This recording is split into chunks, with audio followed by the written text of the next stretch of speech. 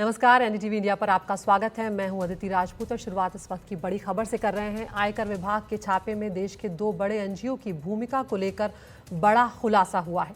Indian express की खबर है ये, जिसके मुताबिक आयकर विभाग का आरोप है कि अदानी और जेएसडब्ल्यू की परियोजनाओं के खिलाफ अभियान चलाने के लिए इन एनजीओ को प्रभावित किया गया था। 5 एनजीओ जो हैं उन पर छापे के बाद इनकम टैक्स विभाग जो है उसका ये खुलासा है। 5 साल में इनमें से 4 एनजीओ की 75% फंडिंग जो है वो विदेश से हुई। एनजीओ के जरिए अदानी और जेएसडब्ल्यू की परियोजनाओं के खिलाफ अभियान जो है वो चलाया गया। अदानी समूह का काम रोकने में ऑक्सफैम इंडिया ने ऑक्सफैम ऑस्ट्रेलिया की मदद की थी।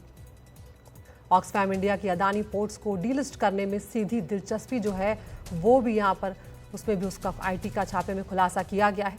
7 सितंबर को आयकर विभाग ने 5 एनजीओ पर छापेमारी की थी।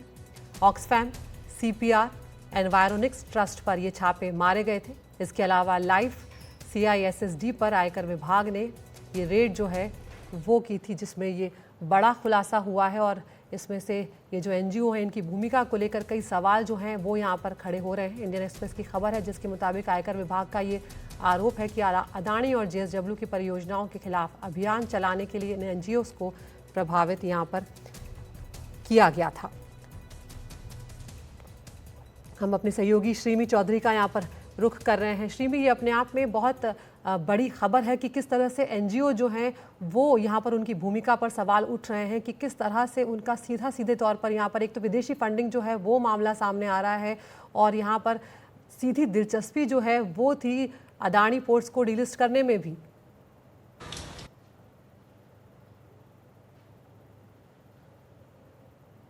कि आपने ये क्लियरली बताया कि किस तरह से जो है एनजीओ जो जिनका काम होता है फंडिंग को यूज़ करके नॉन प्रॉफिट ऑर्गेनाइजेशन की तरह काम करना, वो काम ना करते हुए ये जो सारे एनजीओ हैं, जो 5 एनजीओ आपकी स्क्रीन पे भी दिख रहे हैं, इनके नाम ऑक्सफैम, लाइफ, सीपीआर, इन लोगों ने जो फॉरेन फंडिंग को यूज़ करके जिस तरह से उसका गलत इस्तेमाल किया है, वो ये इनकम टैक्स डिपार्टमेंट में जो है रिवील हुआ है उनके इन्वेस्टिगेशन में। इनफैक्ट आप देखिए कि एक एनजीओ पे जो प्रेसिडेंट रहते हैं वो दूसरे एनजीओ पे शेयर होल्डर होते हैं, और कहीं ना कहीं ये सारे एनजीओ आपस में मिले हुए दिखे हैं इनकम टैक्स डिपार्टमेंट को अपने जांच में। इनफैक्ट ये भी देखा गया है कि उनके जो की पर्सनल होते हैं जो कि ये एनजीओ को लीड करते हैं, वो भी आपस में जो है मिले हुए दिख रहे हैं, ऐसा आईटी विभाग बता रहा है अपनी फाइंडिंग में। और सबसे जो महत्वपूर्ण बात ये है कि जो इंटेंट होता है किसी भी नॉन प्रॉफिट ऑर्गेनाइजेशन का, वो होता है समाज के लिए काम करना यहाँ पर, बट वो ना करते हुए ऐसा देखा गया कि उस फंडिंग को यूज करके बड़ी बड़ी कंपनी जैसे अडानी कंपनी, जेएसडब्ल्यू पावर, उनके प्रोजेक्ट्स जो हैं, थर्मल प्रोजेक्ट्स जो हैं, सोलार प्रोजेक्ट जो हैं, उनको रोकने की पूरी कोशिश यहाँ की जा रही है। इनफैक्ट कहीं ना कहीं ये सारे एनजीओ इन्फ्लुएंस का काम करते हुए प्रोटेस्ट करवाए गए कई सारे जगहों पे अक्रॉस, अगर हम पूरे भारत की बात करें, और इंस्टिगेट किया गया इनको कि आप किसी तरह से उनके प्रोजेक्ट को बाधित करें, उनको पूरा ना होने दें। हालांकि ये सारा मामला जो शुरू हुआ वो सर्चेस से शुरू हुआ। 2022 में सितंबर के आसपास ये सर्चेस किए गए थे इनकम टैक्स डिपार्टमेंट की तरफ से, और उसके बाद इनकम टैक्स डिपार्टमेंट ने बहुत अंदर से इसकी जांच की, जिसमें ये सामने आया कि किस तरह से ये सारे एनजीओ जो हैं आपस में मिलकर फॉरेन फंड का गलत इस्तेमाल कर रहे हैं, मिस यूटिलाइजेशन ऑफ फंड जिसको बोला जाता है टैक्स लैंग्वेज में, वो कर रहे हैं। और उसके बाद उनके लाइसेंसेस को देखिए कैंसिल किया गया है, क्योंकि ये सीधा ब्रीच है एफसीआरए रेगुलेशन का। उनके लाइसेंस को कैंसिल किया गया। इनफैक्ट ये सारी कंपनीज जो है, सारे एनजीओ जो हैं, उन्होंने इस पर सवाल उठाया, वो कोर्ट गए, उनको मामले को चैलेंज करा, और चैलेंज करने के बाद जो है अभी ये मामला दिल्ली हाई कोर्ट में पेंडिंग है। जी, तहसीन पूनावाला भी यहाँ पर हमारे साथ हैं। श्रीमी, आप भी हमारे साथ यहाँ पर बने रहिए। तहसीन, आपने भी इस खबर को देखा होगा, ये अपने आप में कहीं ना कहीं परेशान करने वाली खबर है कि किस तरह से एनजीओ जो हैं उन्हें विदेशी फंडिंग यहाँ पर हो रही है, और साथ ही में विदेशी फंडिंग के अलावा किस तरह से वो बड़ी जो नामी कंपनियां हैं उनके खिलाफ यहाँ पर कार्रवाई करते हुए, काम करते हुए नजर आए हैं। और एक एनजीओ का जो अध्यक्ष है वो दूसरे एनजीओ में शेयर होल्डर होता है, ये भी सामने आया। जी जी अदिति, ये बहुत ही वर्रिंग है कि इस तरह की जो प्रक्रियाएं की जा रही है, खास करके नामचीन कंपनीज को अटैक करने के लिए, चाहे फिर वो अडानी ग्रुप हो चाहे अन्य ग्रुप हो। और एक चीज है कि मैं एनजीओस के खिलाफ नहीं हूं, लेकिन एनजीओस की फंडिंग किस लिए हो रही है, वो पैसे किस लिए हमारे देश में आ रहे हैं, क्या वो एनजीओस के ऑब्जेक्टिव्स को पूरा कर रहा है, या उस एनजीओ का ऑब्जेक्टिव है भारत को डिस्टेबलाइज करना। आई थिंक ये बहुत ही जरूरी है। हमने देखा था जब भारत को न्यूक्लियर डील भी मिला था और भारत एनएसजी का सिग्नेटरी नहीं था, बहुत सारे एनजीओज ने कोलैबोरेट करते उस न्यूक्लियर डील को और उस जो एक्सेप्शन भारत को मिला था 123 एग्रीमेंट में, उससे भारत को डीरेल करने की कोशिश की थी। तो उस वक्त की यूपीए सरकार ने एनजीओ पे इतनी सा कार्रवाई नहीं की। लेकिन मेरा ये मानना है कि इन एनजीओ के खिलाफ पूरी इनकी रिपोर्ट बननी चाहिए, और अगर किसी भी एनजीओ का ये मकसद है कि economic warfare, economic terrorism Bharat में फैलाए, उनको बिल्कुल भी भारत में ऑपरेट नहीं करने दिया जाना चाहिए। बिल्कुल तहसीन, और इसमें बात यहाँ पर ये भी है कि जो अदानी और जीएसडब्ल्यू की परियोजना है उनके खिलाफ अभियान चलाने के लिए एनजीओ जो है उन्हें प्रभावित किया गया था। देखिए, मैं अडानी ग्रुप के बारे में कहना चाहता हूँ कि ये भारत का एक ग्रुप है और उसका एक विजन है भारत को लेकर। बहुत सारे सवालों के जवाब अब भी अडानी ग्रुप को देने जरूरी है, और मैं उससे नहीं भाग रहा हूँ, और दे भी रहे हैं। और वो मैटर सुप्रीम कोर्ट में उनको की बहुत सारी बातों पे राहत मिली है। लेकिन क्या हम इस चीज को टॉलरेट करें कि हमारे देश के एक ग्रुप को एक फॉरेन फंडेड एनजीओ डिस्टेबलाइज करे, जिससे भारत पे इकोनॉमिक वॉरफेयर हो? अगर हमें अडानी ग्रुप से कोई सवाल पूछने, हम पूछ सकते हैं, देश में लोकतंत्र है, हम उनसे सवाल पूछ सकते हैं, उनको जवाब देना होगा। सुप्रीम कोर्ट ने उसका फैसला किया है और बात साफ है और देश के सामने ट्रांसपेरेंटली साफ है। लेकिन एक ग्रुप को अटैक करना और भारत को डिस्टेबलाइज करना, खास करके उस वक्त जब अडानी ग्रुप पोर्ट्स में जा रहा है और पोर्ट से भारत को काफी स्ट्रेटेजिक लेवरेज मिलेगा, उसके बाद इसे डिस्टेबलाइज करते, भारत पर इकोनॉमिक वॉरफेयर करते, इतने लोगों को जिनको एम्प्लॉयमेंट मिली उनको बेरोजगार करते, क्या ये ऑब्जेक्टिव्स हैं?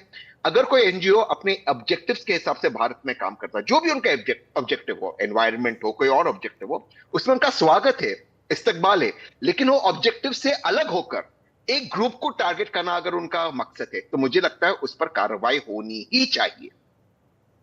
बिल्कुल, श्री भी हमारी सहयोगी हमारे साथ बनी हुई है। श्री भी, यहाँ पर 5 साल की अवधि में, 5 साल के ड्यूरेशन में इस तरह से ये जो फंडिंग है ये की गई थी एनजीओस को, जो 75% जो विदेशी फंडिंग है उसकी अगर बात की जाए, यहाँ पर विदेशी फंडिंग को लेकर क्या तस्वीर और साफ हो पाई है कि उसके पीछे आखिर है कौन?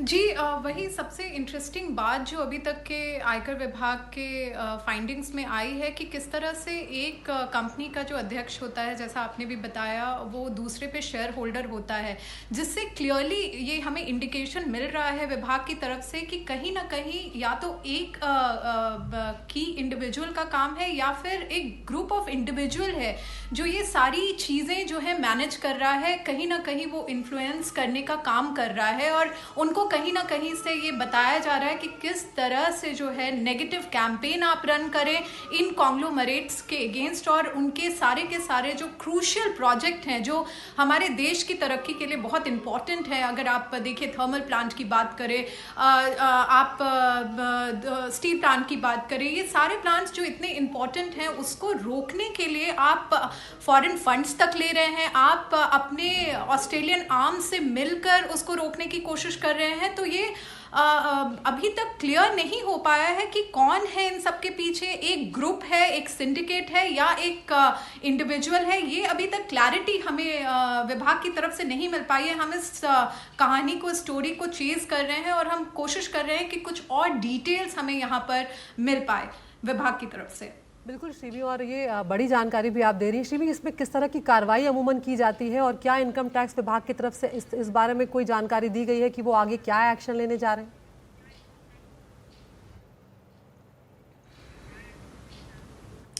देखिए टिपिकली जो होता है वो ये कि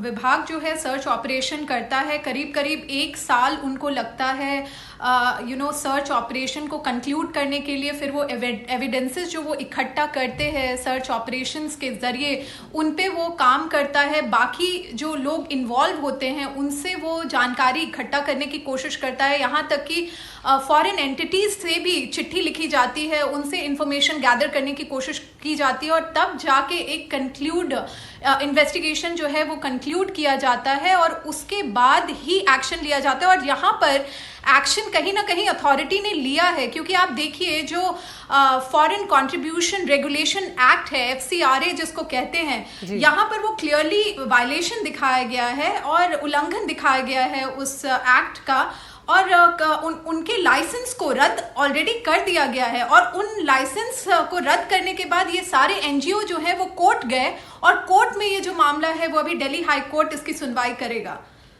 बहुत बहुत शुक्रिया अश्रिमी इस तमाम जानकारी के लिए। तहसीन, आप भी हमारे साथ जुड़े, आपका बहुत बहुत धन्यवाद। यहाँ पर तो अपने आप में ये बहुत बड़ी बात है कि देश के जो बड़े नाम हैं, बड़े उद्योगपति हैं, बड़े जो कंपनियां हैं, उनको लेकर किस तरह की ये जो यहाँ पर साजिश जो है एक तरह से वो की जा रही थी। दो बड़े NGO की भूमिका को लेकर यहाँ पर खुलासा हुआ। अदानी और JSW की परियोजनाओं के खिलाफ अभियान चलाने के लिए इन NGOs को प्रभावित किया गया और 75% फंडिंग जो है इनकी विदेशों से हुई थी। 5 साल में इनके 4 NGO की 75% फंडिंग जो है वो विदेशों से हो रही थी। अब देखते हैं इस बारे में आगे क्या कुछ कार्रवाई की जाती है।